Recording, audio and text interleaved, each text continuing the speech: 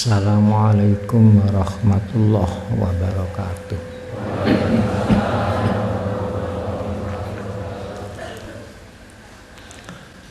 Bismillahirrahmanirrahim. Alhamdulillahi rabbil alamin. Wassalatu wassalamu ala asyrafil mursalin Sayyidina Muhammadin sallallahu alaihi wasallam wa ala alihi wa ashabihi ajmain, amma ba'du. Hadirin wal hadirat yang kami muliakan, pertama kami ucapkan alhamdulillah kehadirat Allah subhanahu wa ta'ala. Kedua kalinya kami ucapkan alhamdulillah kehadirat Rasulullah sallallahu alaihi wasallam. Ketiga kalinya kami ucapkan alhamdulillah atas berkat rahmat Allah pada malam ini kita bisa melaksanakan taubat bersama. Semoga Allah Ta'ala menerima taubat kita.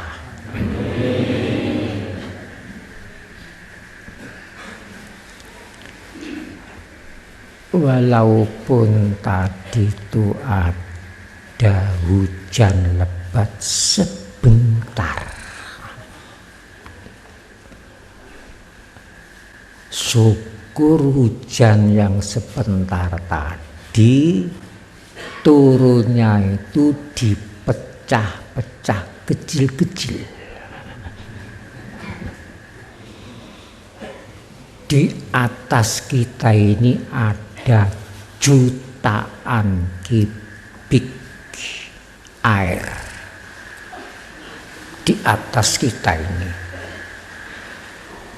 Tapi turunnya karena rahmat Allah dipecah kecil-kecil.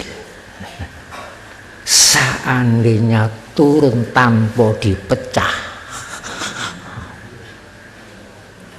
belek, mungkin peloso habis. Buktinya kalau sudah kumpul seperti banjir itu di mana-mana habis lajang banjir. Untungnya air yang ribuan jutaan kubik di atas kita ini turunnya dipecah kecil-kecil. Ini supaya disadari. Jadi bahaya di atas kita itu banyak.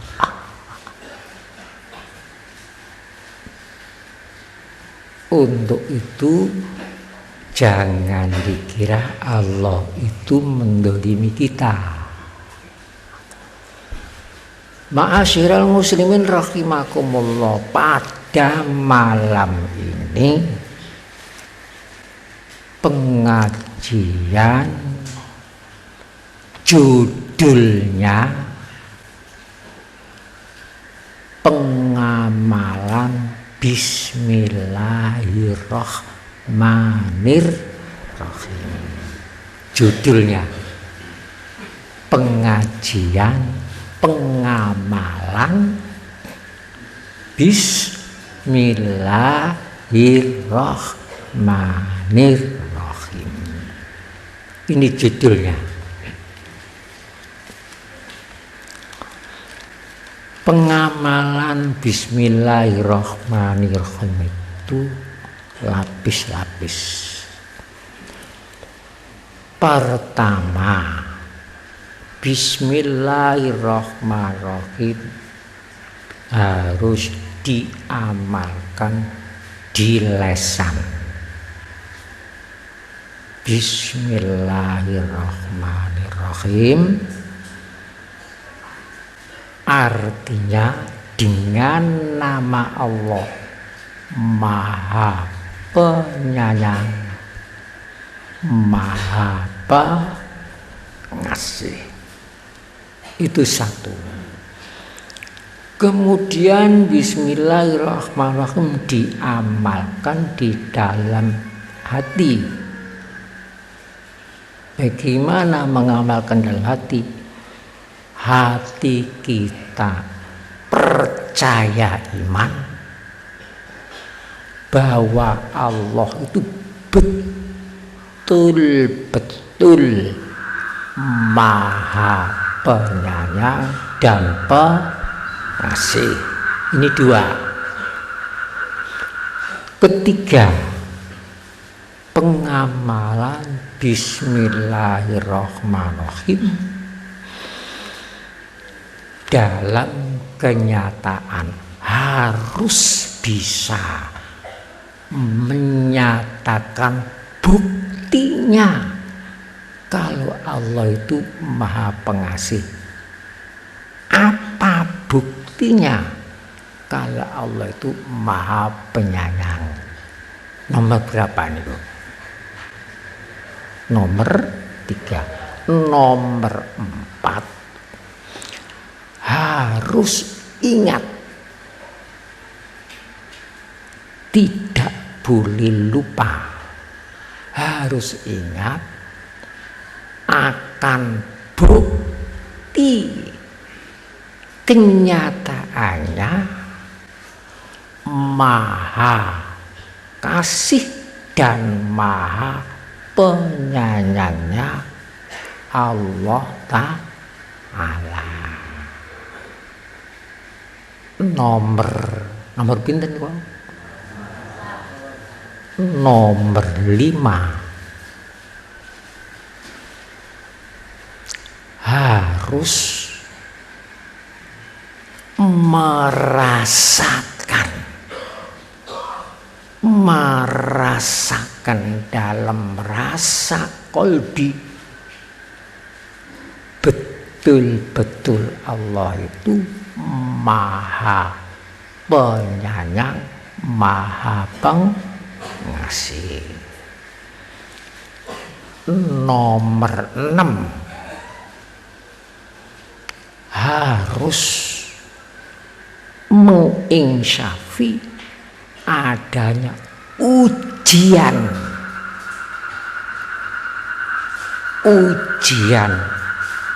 tentang adanya Maha Penyayang dan Maha Pengasih. Nomor 7, kita tidak boleh putus asa akan Maha Penyayang dan Maha Pengasihnya Allah Ta'ala. Untuk itu nanti saya buatkan syair, namanya syair Jangan Putus Asa. Itu diantaranya. Nomor 8, harus syukur, terima kasih atas adanya kenyataan Maha Penyayang dan Maha Pengasih. Enten benten ku pengamalane 8 nggih. Biasanya cuma situ. Ape mangan bismillahirrahmanirrahim. Wis mari ngono wis marisan. Mboten cukup. Mboten cukup diucapkan, mboten cukup, tidak cukup dimengerti maknanya, tidak cukup. belum lengkap, itu belum mengamalkan Bismillahirrahmanirrahim. Sekarang saya mulai pertama. Bismillahirrahmanirrahim. Artinya Allah Maha Pengasih, Allah Maha Penyayang. Mana buktinya Allah Maha Pengasih? Ma'asyiral muslimin, Allah Ta'ala berfirman dalam Al-Quran, ya ayyuhan nas antumul fuqara. Wahai manusia seluruh dunia, kamu itu fakir mutlak. Asli manusia itu fakir mutlak, tidak mempunyai apa-apa, tidak mempunyai wujud, tidak mempunyai hidup, tidak mempunyai akal, tidak mempunyai pikiran, tidak mempunyai umur, tidak mempunyai jasmani, tidak mempunyai otak, tidak mempunyai hati, tidak mempunyai seluruh badan, tidak mempunyai air, tidak mempunyai api, tidak mempunyai udara, mutlak fakir. Ini harus disadari. Kita tidak punya wujud. Sekarang wujud karena diwujudkan. Oleh sebab itu maka dikasih wujud. Tidak punya akal, dikasih akal. Tidak punya pikiran, dikasih pikiran. Tidak mempunyai roh, dikasih roh. Oleh karena dikasih, siapa yang mengasih? Allah yang Maha Pengasih. Jadi Maha Pengasih itu Maha Pemberi, semua dikasihkan. Jadi wujud diri kita dan alam semesta yang kita tempati ini, bintang, bumi, matahari, siang, malam, semua itu kasih Allah. Sebagai zat yang makasih, pasti mengasihkan segala sesuatunya, dikasihkan kepada kita. Ini harus dinyatakan. Jadi wujud kita ini, alam semesta ini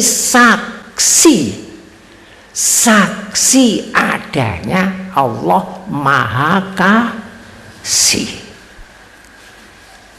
Oleh sebab itu, jika membaca asyhadu alla ilaha illallah, aku bersaksi, jangan lesan saja. Aku bersaksi tak ada Tuhan lainnya Allah. Jadi yang bersaksi itu lesan kita, hati kita, hidup kita, alam semesta, semua ini bukti, ini saksi adanya Allah yang Makasih. Kira-kira sudah paham? Insya Allah paham. Ada mertua kasih otak? Tidak ada. Semua ini kasih Allah. Kemudian mana buktinya sayang? Bukan dikasih saja, tapi disayang. Mana buktinya kalau Allah itu sayang?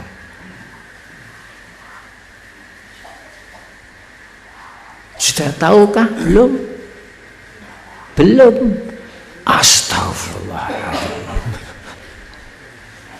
Jadi selama ini kita mengucap Maha Penyayang dan Maha Pengasih, kok ndak tahu itu kayak kepripun.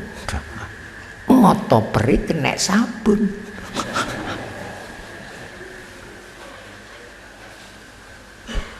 Bukti sayangnya Allah kepada kita diturunkan 104 kitab suci, diturunkan Nabi 104 likur ewu Nabi, 124.000 Nabi. Di situ diterangkan mripatmu harus dipergunakan yang bermanfaat, hidupmu harus dipergunakan manfaat, caranya begini, begini, begini, begini dan sebagainya.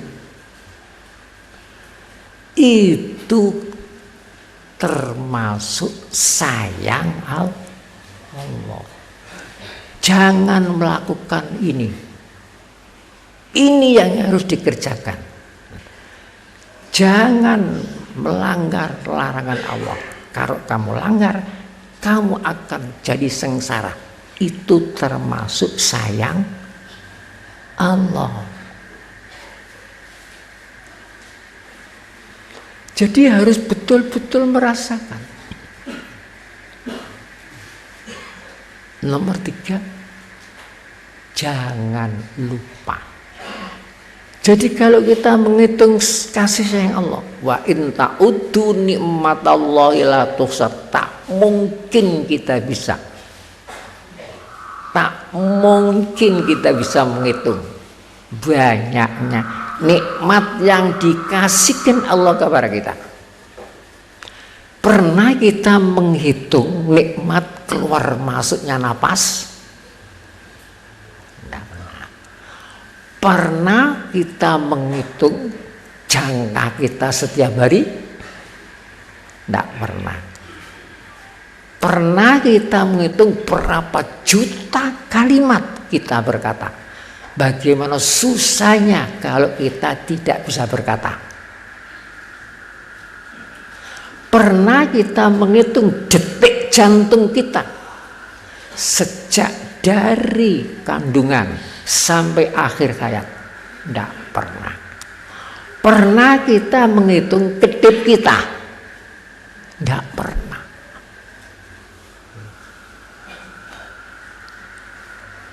Biasanya kalau mata sehat, telinga sehat, ucapan sehat, tak terasa itu nikmat. Tetapi kalau sudah sakit baru terasa. Biasanya itu dilupakan. Coba kalau kita diberi sehat 1 tahun, sehat mata, sehat telinga, sehat jantung, sehat pikiran, 1 tahun. Nggak terasa kalau itu nikmat. Baru kalau sakit karena asam urat sediluk ae gak iso mlaku 2 dino. Coba yang disampaikan kepada teman-teman karo yang mengunjung, saya ini sudah lama sakit, jadi yang diketokno niku sakit tok 1 tahun habis. Sudah. Apa ini tidak salah? Coba pikir. Untuk itu sampai Allah berfirman, wazkuru nikmatallahi alaihi. Wazkuru, ingatlah kamu nikmatallahi, akan nikmat Allah alaikum yang dilimpahkan kepadamu. Sampai dalam Al-Quran diulang-ulang peringatan itu sampai 7 kali. Wazkuru nikmatallahi alaikum, wazkuru nikmatallahi alaikum, wazkuru nikmatallahi alaikum, sampai 7 kali dalam Al-Quran diulang-ulang supaya tidak lupa. Kalau hanya ingat saja akan tidak enaknya, semua kenikmatan ini sudah hilang. Tidak kita rasakan, seakan-akan Allah tidak pernah kasih sayang, hanya memberi yang tidak enak saja. Salahkah salah? Salah. Kebiasaan manusia itu kalau kena cobaan yang tidak enak-enak dilemparkan kepada Allah. Yuk, bagaimana kamu ini? Sudah jodohan berapa tahun? Sudah 17 tahun. Sudah punya anak berapa? Sudah punya anak 14. Loh, mengapa kok sampai pegatan? Ya karena takdir Allah, Kalau tidak enak pegatan takdir Allah. Oleh bojo menengai. Coba.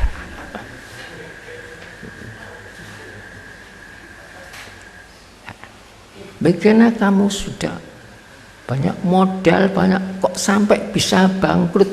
Bagaimana? Karena Allah sudah menentukan kita bangkrut, bagaimana? Kalau bangkrut kepada Allah bagaimana? Tapi kalau dapat modal menengah, sakit, waktu sakit bagaimana? Allah ganjar sakit, jadi sakit ganjaran. Allah pada ganjar sakit begini, tapi sehat 1 tahun tidak terasa, tidak terasa. Kalau itu adalah kasih Allah, makanya diuji setelah diberi kasih sayang. Kemudian diuji, ujian 2 macam dalam Al-Quran surat Al-A'raf. Wa balawnahum bil hasanati wassayiat la'allahum yarji'un.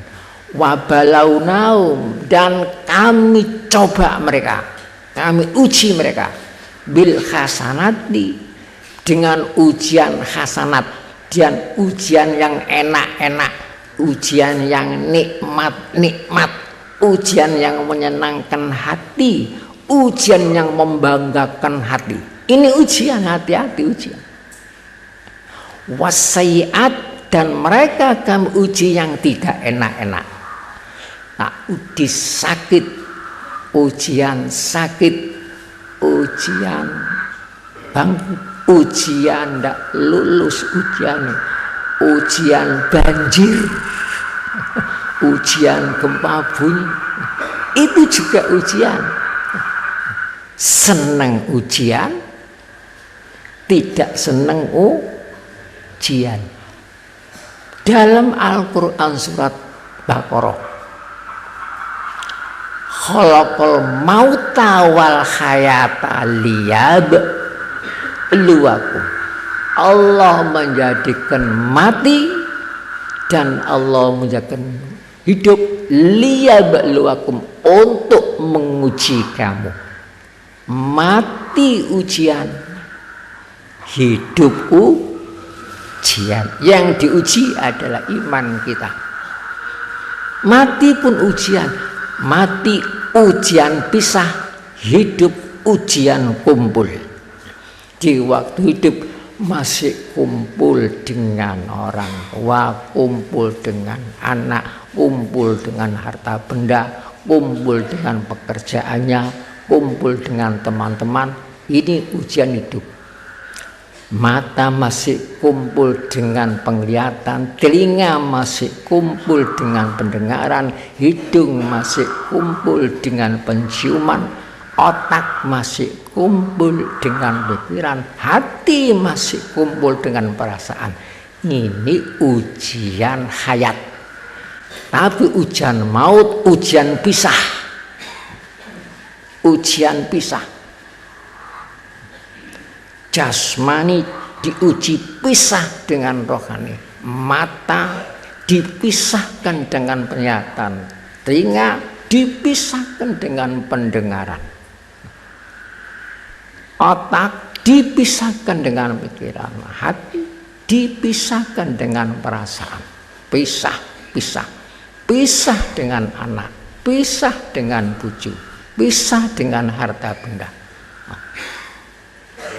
Ujian pisah. Jadi mati itu seperti cemukur yang sangat tajam, satu kali tatas pisah semuanya. Setelah pisah dikatakan ada tapi tidak ada, tidak ada tapi ada. Setelah wafat semua diberi maklumat, diberitahu. Pak Wo segera datang ke tempat Budi. Ada apa? Karena Budi baru saja tidak ada. Datang belum dikubur, masih ndukure ranjang, dibuka, innalillahi wa inna ilaihi rajiun. Mulai kapan budimu gak ono iki? Itu siapa itu? Tapi dikatakan tidak ada. Ada matanya, tidak ada penglihatannya. Ada telinganya, tidak ada pendengarannya. Ada lesannya, tidak ada ucapannya. Disingkat saja, ada tapi tidak ada. Tidak ada tapi ada. Jadi yang tidak ada itu yang gaib, yang dicintai, yang bisa mencintai kita. Itu yang tidak ada. Yang bisa kenal dengan kita dan yang bisa kita kenali. Itu yang tidak ada. Dialah yang tidak ada. Itulah yang dicintai. Kalau yang dicintai itu kelihatan bentuknya bagus, bentuknya cantik. Kalau itu yang dicintai, jangan boleh dikubur. Tengok-tengok untuk kamar aja, cek kebasinan. Jadi jelas yang dicintai yang tidak dapat ditangkap oleh panca indera.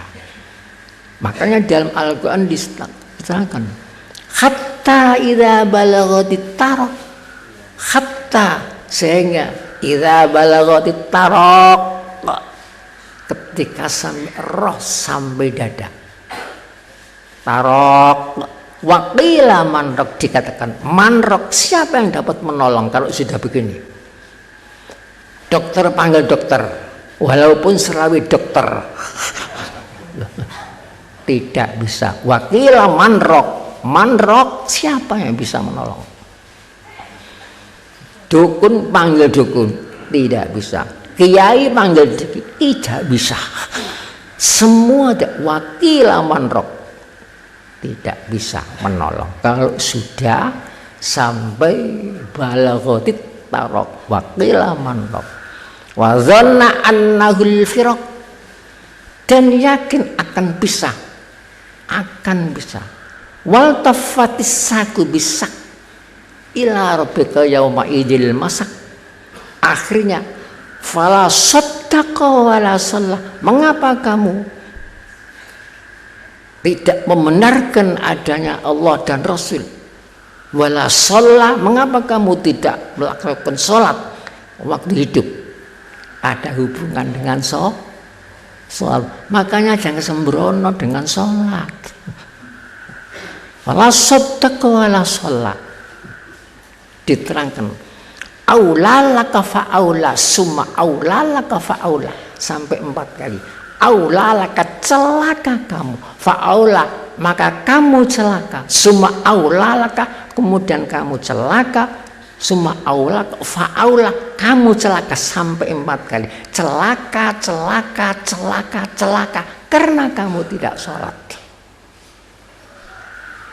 Baca dalam surat Kiamat. Kalau sudah begitu, apa yang dibangga-banggakan? Omah gedung tinggal. Akhirnya kalau orang Islam tinggal disolati lagi. Yang sholat tidak usah pakai rukuk. Jadi kalau ada nyolati jenazah rukuk sampai tegur tidak boleh. Cukup takbir Allahu Akbar, Allahu Akbar, Allahu Akbar, Allahu Akbar. Ngadeg tok. Alif 1.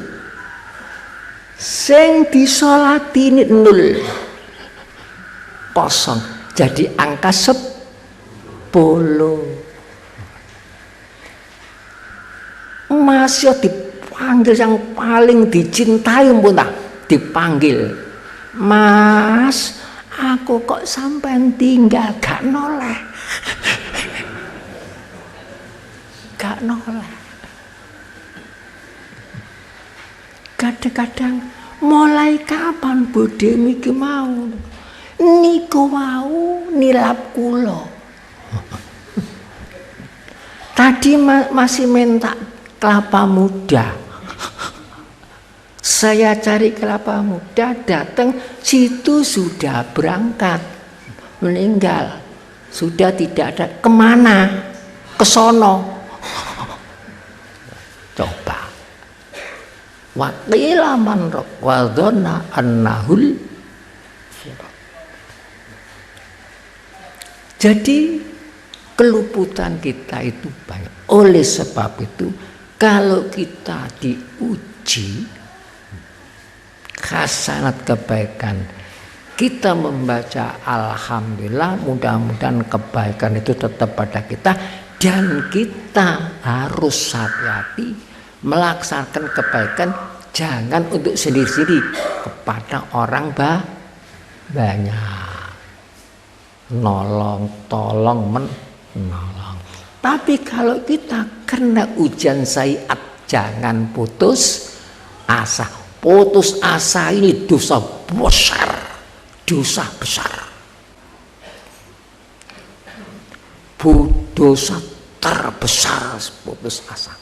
Biasanya kita nih, saya sering-sering dengar, kalau begini Pak Kiai, saya ini hampir putus asa, hampir kafir maknanya.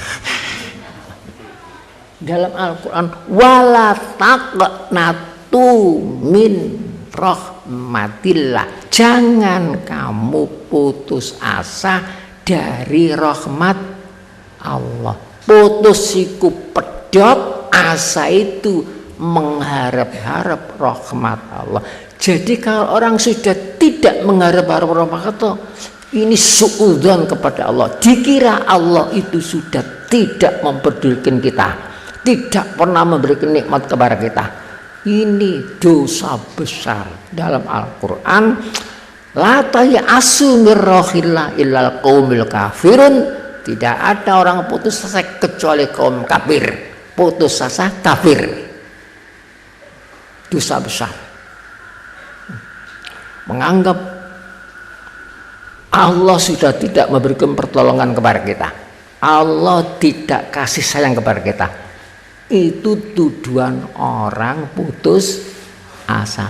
Oleh sebab itu harus kita berjuang menurut kemampuan kita, jangan putus asa. Itu dosa besar. Orang putus asa itu sesat.